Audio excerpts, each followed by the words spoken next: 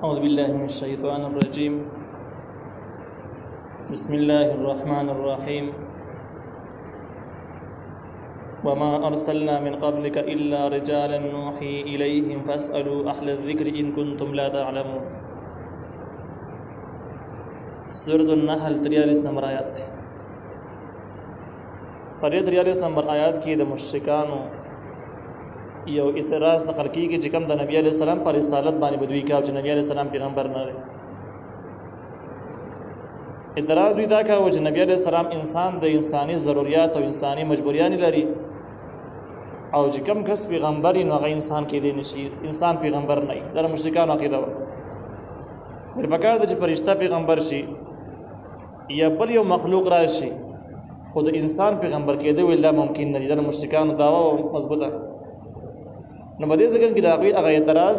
اعتراض جواب ذکر کیږي چې بده خبره کې تاسو مکمل خطا ده، جاهلانه اعتراض دی.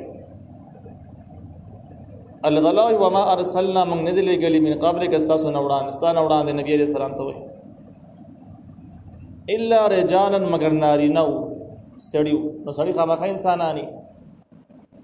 نوحي الیهم چې من وحی کوله حوید مخکې چې څومره پیغمبران تیر شوي دي هغه ابراهیم علیه السلام دی او نور څوک دي ټول چې کوم د انسانانو نارینه وو. حالانکه مشرکانو د ابراهیم علیه السلام پیغمبري منله او دوی په داوام کوله د قریش چې موږ په ملت ابراهیمي باندې یو او ډېرو پیغمبرانو اقرار یې کوي منله، لیکن د نبی علیه السلام زمانه کې داوا وکړله چې انسان بیا پیغمبر جوړېدی نه شي. نو نبی علیه السلام ته الله تعالی وجستانه مخکې چې څومره پیغمبران تیر شوي په څومره تعداد کې چې دا ټول انسانانو نارینه وو. فاسألوا اهل الذکر ان کنتم لا تعلمون. تاسو تاسو وکړئ د اهل علم نه که تاسو په پوهیږئ نه. مشرکانو د قریش ته خطاب چې قریش د آسماني کتابونو سره تعلق نه، آسماني کتابونو باندې نه پوهیدل. نو الله تعالی دې خلکو ته وایي چې تاسو په دې خبره باندې نه پوهیږئ چې مخکینی پیغمبران انسانانو باندې نه پوهیږئ. لاړ چې د اهل علم نه تاسو کوم خلک چې تاریخ باندې پوهیږي علم لري هغه مرتهن دا خبره وکړي چې د انسانانو بل سره نو دا د اعتراض جواب شو. د هغه مختصره معنی شو. تفسیر روح المانی ذکر کړی د چې کړه د آیات نازل شو نبی عليه السلام خلکو ته بیان کو نو قریش او مدینه منوره د یو وفد ولې کو چې البته کې د عیسایانو د يهوديانو د عالمانو نه تاسو وکړي چې یاره د مخکینی پیغمبران انسانانو کې انسانان نو دې ذکر کې د اهل ذکر ټکی د اهل ذکر نه تاسو وکړي دې باندې تفسیر باندې په قرآن تحقیق کړي د ذکر څه شته ویل کېږي. ذکر هغه خبرې ته ویل کېږي چې سړی ته معلومه وي.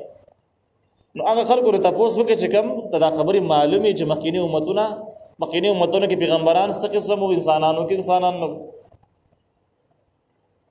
ذکر په معنا د علم سره راځي، په معنا د قرآن سره راځي، په معنا د نصیحت سره راځي یا دیهانه سره راځي، لیکن مشهور دا د جبر ذکر کې اهل ذکر په معنا د اهل علم سره دی. او دا قول د ابن عباس رضی الله تعالی عنهما دی. ابن عباس رضی الله تعالی عنهما دا رئیس المفسرین دی، په قرآن په تفسیر کې دا لټول نزيات ماهر دی. هغه وایي چې د دې مراد اهل علم دی. اوس دې باس تر راځي چې اهل علمو کې بیا د دې نسوک مراد دي. د عیسایانو د يهوديانو علما ته مراد دي کنه اهل قرآن چې کوم قرآن او سنت باندې پويږي هغه ته مراد دي. نو باندې یو قول دا دی چې د دې نه مراد چې کوم دین قرآن او سنت باندې پويدل ولا کسته مراد ده دا غینه تاسو کوي. خدا قول کمزور دی. ابن عباس رضی الله عنه فرمایي چې اهل ذکر نه مراد په دې ځکه کې د يهودو د نصارا او عالمان ته مراد او اخکارا ثبوت باغی باندې دا دی چې کله قرآن او د حدیث او عالمان ته نواخل چې مشرکان د حکم شوه د قرآن او حدیث باندې پویدونکو خلکو ته تاسو کوي او دا معنا عقل ذکر نه راغلی چې د نبی رسول الله پیغمبري نه منله. نو داغه د شاګردانو علم نه کم زګین نه مان د ښکارا خبره ده چې د هغه علمیت او د هغه دینداری خو مشرکان سره تسلیمول نه دغه نقطه پوس کول ممکن نشو. تر چا مسلمانین نه مانی علم نه مانی تاسو به کوم کې تکي بیا تاسو ته کې دینش. نو دی وایي چې د دې مراد اهل کتاب او علما دي چې عیسایانو يهودانو کوم علما او لاړ شي دغه نه تاسو کوي او دا مسله د معلومه کوي چې پیغمبران انسانانو کې انسانان نو همدغه وجه چې تفسیر روح المانی وایي و بدلاړ مدینه منورې ته تاسو یو کو. دویم قول پکې دا دی، دریم قول دا امام الزجاج رحمه الله نقل کړی دی، نور علما ورته شته دي او دا مشهور قول دی چې اهل ذکر نه هغه خلک مراد دي چې کوم په مخکینی امتونو په حالاتو باندې علم لري. مخکې څومره امتونه در شوي دي، که د عیسی علیه السلام احوال دي، که د موسی علیه السلام دي، که د ابراهیم علیه السلام، نوح علیه السلام، آدم علیه السلام، څومره پیغمبرانو تاریخونو باندې چې کوم خلک پوهېږي نو دغه کسان اهل ذکر وایي. نو که دا بیا په عیسایانو کې دي هم، که په یهودیانو کې دي هم، که مسلمانانو کې دي نو هم، دا ټول ترې مراد او دا قول زیات راجح هم مضبوط معلومیږي. او په دې معنا سره چې واخلې نو اختلاف د مزد ختم شي، اقوال اختلاف ختم شي چې دین دا بوس په کوم مسله چې تاسو نه پوهیږئ. دا خو د آیات شان نزول او د هغې اولني مخاطبینو چې دا مشرکان د خطاب د جلاج ته پوښتنه وکړي. اوس دې خبر ته راغلو چې د قرآن مضامین عام مضامین تر څو پورې چې مضبوط دلیل نه چې دا حکم مخصوص دی او عام نه دی نو مدغه ځکه به حکم عام ګرځول کېږي، خاص بنای. اصل په قرآني آیاتونو کې دا عموم دي، خصوص نه دی. قرآني احکام دا عام دي. او دې وجه شاه ولی الله حجت البالغه کې لیکلي دي چې اصل په آیاتونو کې عموم دي، خصوص نه دی. لہذا شان نزول چې تاسو بیانوي نو دې کې خلکو ذهن دې ته چې غني د دې خاص واقع سره تعلق نو مسله عامه شو. په دې کې خود څه خاص دلیل نه راغلی چې د خاص واقع سره تعلق د عام مضمون نه دی. نو موږ په دې عقیده باندې چې د عام مضمون دی نو دې خبرې ته راځو چې وس د دې نه دا مسله معلومه شو چې کم کس په یو مسله باندې نه پوهېږي دا بزدي او د داسې عالم نه به تپوس کوي چې د په اعتمادي او دغه کس په دې مسله باندې پوهېږي، دغه نه به تپوس کوي. دا تپوس کول چې کم دی نو اکثر علماو لیکلي چې دا فرض عین دي. څنګه فرض عین دي؟ کم کار چې فرض دي نو هغه کار علم حاصلول دا هم فرض دي. لکه مونځ فرض دی، د مونځ علم حاصلول فرض دي. روزې نیول فرض دي نو د علم هم فرض دی. او دغه شان زکات فرض دی، علم هم فرض دی. څنګه زکات ورکو څومره ورکو، پس څه کې زکات کیږي، دا علم هم فرض دی. دغه شان حج را واخله نو دې نه دا مسله معلومه شوه کوم مسله باندې نه پوهېدلې او د قرآن او د حدیث او د دومره اصول علم ته نه لارو لاړ شي داسې عالم نه تپوس وکړي چې ستا ورباندې مکمل اعتمادي مسله معلومه کړه جایز دي او جایز ده چې واجب دي. په دې کې د صحابه کرام او تابعین او تابع تابعین نواله دې زمانه پورې د هیڅ څه اختلاف پکې نشته چې د عالم نه تپوس کول او باغ اعتماد کول دي کني ګناه شي. لیکن نه پیتنو بر سره کېدو سره سم دې ځګن کې هم بحثونه پیدا شو او ځینې خلک وایي چې نه بس دو اصول دی، قرآن دی او حدیث رسول دی، دا به من د هیڅ چا نه هم تپوس نه کوي. او که تپوس چا نه کوي د چا په مسله باندې اعتماد کوي، چا په خبره باندې اعتماد کوي نو وایي دا به تقلید کې راځي. او تقلید وایي دای ته ویل کېږي چې بغیر بې دلیله خبرې اورېدل، دې ته وایي تقلید. دا الزام تراشي ده او دا انتهایی زیاتې دی. اوله خبره دا ده چې قرآن صریح آیات ده چې کومه خبره باندې نه پوهېږي نو د اهل علمو نه تپوس وکړي. او دلته کې عموم دي، خصوص شته نه. که څوک وایي چې خصوص پکې ده نو هغې دې وښیي چې خصوص په کوم ځای کې موجود دی نو د عالم نه تپوس کول دا خو ثابت شو. دویمه خبره دا ده چې یاره قرآن او حدیث به وایي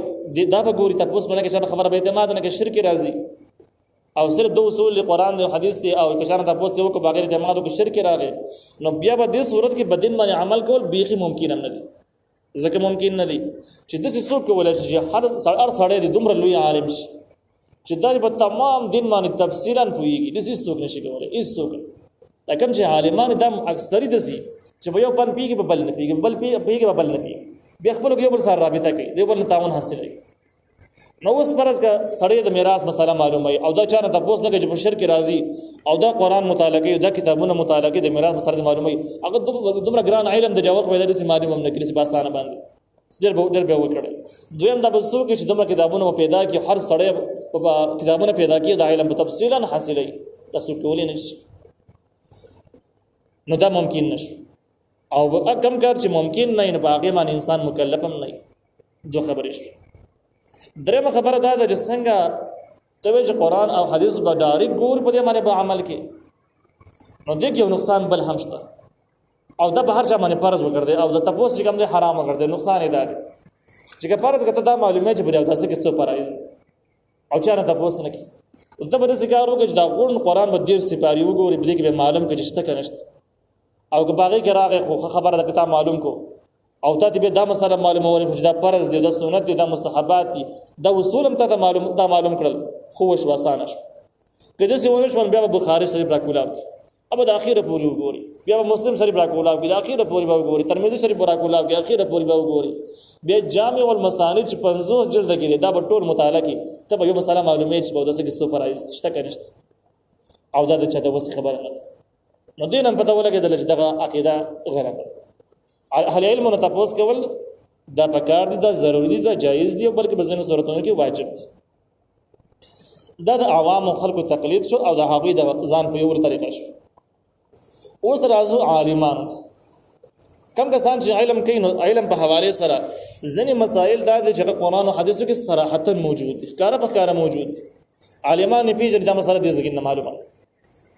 او دا هغه سره به بل دلیل متعارض متضاد دلیل هم نشته چې بظاهر کې متضاد دلیل هم نشته دی دا ځان حدیث ته مضمون واضح دی او بل حدیث دا هغه متضاد کې نه درغلي نو دا خو به ډایرکټ قرآن او حدیث خبر راوالي او عمل به وکړي دا خو ټیک شو لیکن یا دو سورتونه نور دي هغه دو سورتونه دي چې په ډیرو ځایونو کې به دي وشي چې دو آیاتونه به سره په ظاهر معنی تضاد کاریږي هغه تضاد لري کول سره به تسکه بیا عالم بسک که یو آیت باندې عمل کې بل پاتې کیږي یو حدیث باندې عمل کې بل پاتې کیږي مثال د تضاد معلوم شو نو او یو خبره داش ولا دویم صورت دا ده چې یو مسله قرآن او حدیثو کې صراحتا نشته ښکارا پکاره معنی نه دراغلي لکه مثال په تور باندې یو انسان نه استل او بل انسان ته ډریپ لګول شریعت صاحب قرآن او حدیث سویل نو قرآن او حدیث کې ذکر نشته صراحتا ذکر نشته دا څنګه یو انسان نه یو اندام لري کول لکه ګرداش ولا بل چاته لګول شریعت سوی جایز دي که ناجایز دي صراحتا لسباس پکې نشته د ډېر مسائل سړی به جاز کې ناس ته بره او د مانځه ټیم شو اوس د مونځ کوي نو مونځ د پاره قبله د مخ کول دي پزمکه باندې تندې خودل دي جاز پزمکه دنه ستري بوده اخو د قبله نو چت روان دي اوس بس کېږي دا بل مسله ده دا څه په دې طریقه باندې ډېر زیات مسائل شته چې هغه د غیر منصوص مسائل وي نو هغه احکام متعارضه او احکام غیر منصوصه پدې کې به علما تقلید خبره اوري د چا د مجتهدین خبره باوري هغه خلک چې کوم د اجتهاد په تمام اصول باندې برابر دي داغه په اجتهاد به ټول علما اتفاق دي داغه خبره هغه نه نقل وکړي هغه نه خبر را واخلي مجتهدین تقریبا چې کوم ډیر مشهور دي نو امام ابو حنیفه رحمه الله امام شافعی رحمه الله امام مالک امام احمد رحمهم الله امام اوزاعی پکې شامل دي ابو الليث د لوی مجتهدین دي امام ظفر اگر چې د مسلکونو رایج نه دي شتنه او ردی شاګردان دومره قوي او مضبوط نه دي پاتې شوی چې باغی باندې کتابونه لیکلي وي او دعوت چلولې وي خدا امامان موجود دا خلک شته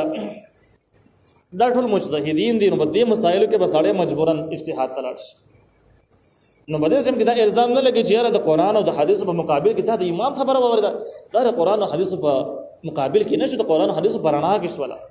په اهل ذکر باندې عمل وشي چې دا په دې مسله نه پوهیدلم او د مجتهدینو نه میته پوسټ کو به په قران باندې می عمل دا د قران او حدیث خلاف خبره نشو بیا دغه ځای پورم تقریبا د دې وسانی پیتنی د وسانی زمانه نه وړاندې داسې مستری نه راغلي په دې پیړۍ کې د خبرې سیوا شو او اعتراضونه پیدا شو نو د دې وخت پورې په مطلق تقلید کې سباس نه اوس راځو چې یاره په تقلیدونو کې په امامانو کې بهترین تقلید کم یو دی د کوم امام علمیت ډېر قوي دی په دې باندې تاسو چې کله مطالعه کوي خلافت او ملوکیت پنځم جلد په اردو ژبه کې ملاوي اگر چې دا هغه چې کومه حواله راغلي ټول د عربي کتابونو راغلي به عربي باندې خبر څه کويږي نه اردو باندې تقریبا هر څه کويږي نو مداغه کې تاسو وګورئ چې د امام ابو حنیفه رحمه الله چې کوم اجتهاد نو د اجتهاد خصوصیت دا ده چې د تقریبا صلیح ته مجتهدینو یو کمیټي جوړه کړې کومه مسله به د سره له چې متعارض و غیر منصوص و د مجتهدینو کمیټې د وړاندې کړ چې په دې باندې بحث وکړي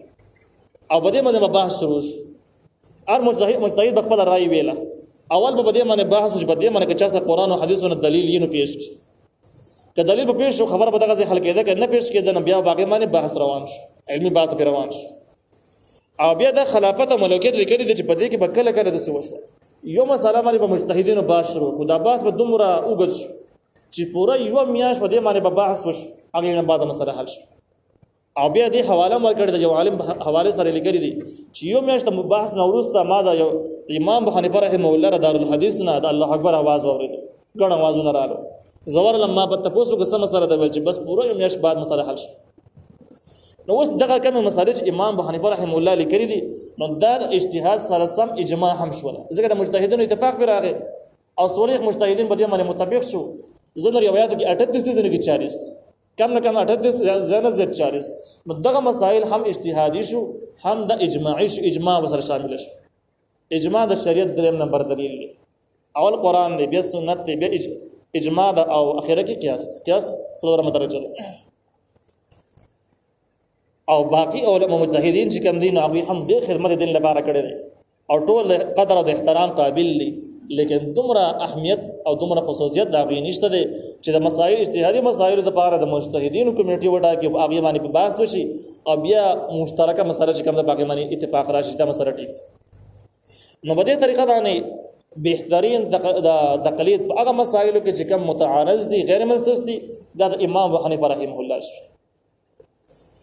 دا دې څنګه په د اولویت خبره شوله اوس راځو دې خبرې ته چې کوم مساله متعارض ده یا غیر منصوص تشباغه باندې صریح نص موجود نه دی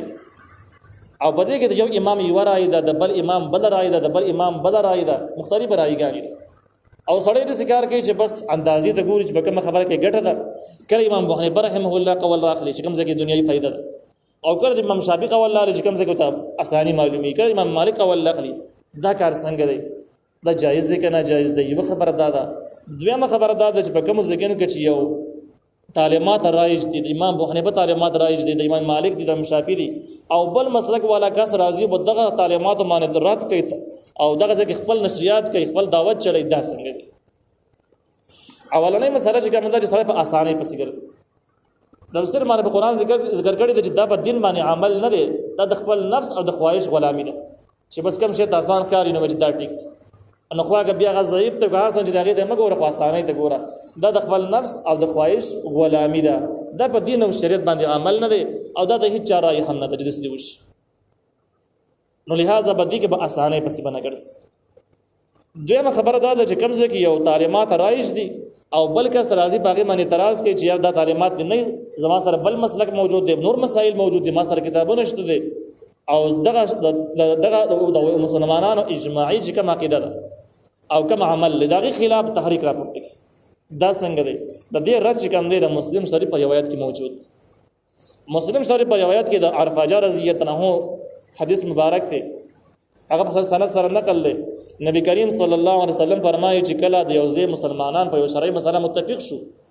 بلکې سره هغه هم مسله راوړل شرعي مسله راوړل خدا دویمه مسله د اولنۍ مسلې خلاف و او د دې مسلې د نشریات سره په دغه خلکو کې انتشار د بغاوت او د فقواریت هغه پیزا جوړېدله نو کدا کس نه اسرا کې د نفقتلوه قتل کوي د ځکه د امت اتفاق انتهایی ضروري دی نو په دې صورتونو کې د خلکو ته تبلیغات په دې ځګونو کې د شرعاً ناجایز دي حرام دي اس کلم په دین باندې عمل نه دی اس کله هم د دین او د شریعت خدمت نه دی د یو ناجایز کار لہذا کمبل والا کباب بوټانو والا دي لکه گزاره وکړي د دې ځګنه پورې د دې تحقیق او د ځګنه کې یو هغه خلک چې کم په دې باندې اعتراض وکړي په دې آیات باندې اعتراض کوي چې تاسو د مسله د ځګنه نشئ ثابتولې تاسو نشئ ویل چې د ځکه د مجتهدینو علمیت ثابت شو یا د مجتهدینو اقوال چې کوم دي هغه واجب الاتباع وګرځیدل وي دغه تحقیق وي موږ نه منو څنګه نه منو د دې اولنې اعتراض ده چې د ځکه کې الله تعالی وایي چې فاسالو اهل الذکر د اهل علم نه تاسو نو دی وایي چې اهل الذکر نه مراد چې کوم دي نو قران او سنت چانه تاسو کې د قران او سنت والا عالم نه تاسو کې چې قران او سنت پرانا کې جواب درکې چې قران آیت ته پیش کی او د سنت دلیل ته پیش کی نو دې نه پته ولګي چې د اجتهاد باس پکې رانه خوده د خپل رائے ذکر کوي اوس به د لپاره نقل پکار دی په کتابونو کې نقل پکار دی نقل ول نشته او مخکې موږ ویل چې اهل ذکر کې اهل ذکر په معنا د علم سره اخیستل او دینه مراد بیا په دې ځکه کې چې کوم دی د يهوديانو عالمان تخر عبد الله ابن عباس رضی الله عنهما قول ته قرآن او سنت په کوم ځکه کې اخلي اگر چې قرآن او حدیث کې کوم دی هغه د اعلان راځي داخلي پکې لیکن په دې معنی نص نشته صریح نص خو نشته چې یاره همدادي مراد دي د نورته نه دي مراد اجتهادي مسائل ته نه مراد او نصوص متعارضه ته نه مراد بلکې دا خو یو عام مضمون د ټول ته مراد کیدی شي ټول پکې داخل. دویم اعتراض دا دی چې د اهل ذکر رجته تاسو کې نو تاسو کول په دوه طریقو باندې دي. یو دا چې مسله معلومه کې د مسله څنګه ده، دغه مسلې دلیل معلوم کې چې دلیل څه دی. نو دغه مخالفین وایي چې دلته کې الله تعالی وایي د اهل علم نه تاسو وکي نو په تاسو کې دوه خبرې شامل شي چې مسله هم ته معلومه کې او دلیل هم ته معلوم کې. چې دلیل ته معلوم کوي تقلید په خپل باندې ختم شي، تقلید به ګران نه دی. دې ځکه کې داغه جواب ده چې ګوره مشرکانو د جوړ ویل چې لاړ چې د اهل علم نه تاسو وکي چې مخکینی پیغمبران چې کوم نو هغه انسانانو کې انسانان نو په دې کې خدای پاس په کوم ځای کې راغی چې تاسو لاړ شئ دغه تاسو ته هم وګورئ به دلیل ته هم معلوم کې بس خبره پکې نشته. بلکې د اعتماد خبره د بچا باندې اعتماد دغه نه تاسو وکړي دلیل باس پکې شته نستری بده. دویمه خبره ده ک دلیل وسر راواخل چې ځا مثلا معلومه کې او دلیل معلوم دوه خبرې معلوم نو بیا د دلیل قوت او کمزوري دا مته کوم ځای نه معلومه. عالم نه غوړي تاسو په وخت ته ویل چې دا مسله ده او دای دلیل له او د دلیل قوي واله او کمزورواله به کم زګین نه معلومه. هغه د پاره به یو عالم باندې بیا اعتماد کوي چې را کم دلیل قوي ده کم کمزور دی. مختلف دلایل یو بل سره متعارض دي مخالف دي. اوس په دې باندې تحقیق کوي چې کم دلیل قوي دی ته هیڅ کلم پته نه لګي. لکه مثال په تور باندې سړی را پاس او تا دی ویل چې را ته ټول عمر دی خانه کعبه ته منځ کې او لګیای. حالانکه نبی علیہ السلام چې د 14 نیمه میاشتې منځ بیت المقدس ته کړی د انت خو یو ورځمونه په شابه او 14 میاشتې مو د بیت المقدس ته وکړ. الکه دا په حدیثو کې نه په حدیثو کې شته دی او حدیث راوړی پیش اوس حدیث خو تاول دی حدیث خو دې په دې کې حدیث کې مخالفت نشته دی. لیکن اوس مصاری خبره ده چې آیا زه وکم کوم ونه کما نو خبره بیا مجبور پاتې شو. او دغه حدیث چې کوم دی دا منسوخ دی که منسوخ نه دی، منسوخ دی که ناسخ دی، تاسو سره علم نشته، اهل علم سره علم دی. نو ته مجبوران بیا ځي جانب ته پوس کې نو بدلایل سره هم بدلایل کې دنه هم ته چې کله به عالم باندې اعتماد نه لري دا مسله ته نشي حل کولی. بیا به او اهل ذکر ته به دغه خبره باندې بیا عمل کوي. نو دا دویمه خبره شو. دویمه اعتراض چې دوی کوي. درېمه اعتراض دا کوي چې یاره اهل ذکر کې هو ټول امامان داخل شو، ټول مجتهدین داخل شو، تاسو ته وکي اما سره د معلومه کوي. نو وای تاسو به دې څه کوي چې یاره امام ابو حنیفه رحم الله خبره مانی د نور وسل نه رااله و د سګار وکي چې خبر یو نه راواله بل د بل نه راواله بل د بل نه راواله یو اچار ته جوړ کړي. ناګه جواب مړاندې مونږ کو اچار ته نه جوړيږي. اچار ته چې جوړه نو بیا څه کېږي د نفس او د خواهش غلامي پکې راځي. مونږ د نفس او د خواهش د غلامۍ نه لري تخت یو مسله ده. او دا زمنګ عمل نه دی. امام طحاوی دغه څه کړی دا، امام اوزاعی دغه څه کړی دا، دا شان د لوی علماء چې کوم دي ابو الليث او امام ترمذی لوی محدث دي ټول دغه د مقلدین پاتې شوی دي په مسائل کې. او دغه کار نه کاوه چې مسله د یو نه راواله د بل د بل نه راواله د بل د بل نه راواله نو دغه د خواهش غلامي دغه شیخ وام نه کوي. دویمه خبره دا ده چې دوی وایي چې تاسو بیا دغه چې امامانو په تعلیماتو چې کوم خلک عمل کوي نو د خپل منځونو کې به دومره اختلاف کوي چې یو بل پسې منځ راکړي او بغاوت لري. نو دا په اهل ذکر باندې عمل نشو ځکه چې اهل ذکر ټول دي ټول تعلیمات صحیح دي او تاسو بغاوت لري یو بل منځ کې. داغه جواب دا ده چې دا زمون په اصول کې دا بغاوتونه نشته. سوچ بغاوتونه کې د خپل جرم دی، خپل زیاتې دی، خپل ناروا دی. من اهل ذکر والا مجتهدین ټول په حق غنو په تعلیمات چې کوم څوک متعلمات او عمل کې موږ اهل سنت والجماعت کې داخل غنو او داغې نه باغیان نه غنو په ټول بس موږ کې ټول مسلمانان دي ټیک ټاک جنتی خلک دي نه کان خلک دي دا زمونږ عقیده نه ده. دا مجتهدین واقعا د سینوا تاریخ ذکر متعلق تاریخ هم ثابت دی چې ټول مجتهدین خپل منځونو کې انتهایی محبت دی یو بل سره او ډېر زړه دی یو بل سره لګیدو. دې مثال د څه وایي چې یو مسلمان دی او وجه ز قرآن او حدیث منه او دې په حساب ګناونه کوي، بد اخلاقیانه کوي، آرام خوري کوي. نو څوک په اسلام اعتراض نه کوي چې اسلام باندې عمل کوي، آرام خوري ته کم څه نه کوي.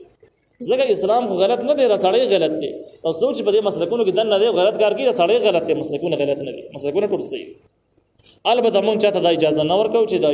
یو کس لاړ شي د بل مسلک خلاف نشریات وکي، بغاوت وکي، پر قواعد خور کی او دا مونږ یو حدیث ثابتو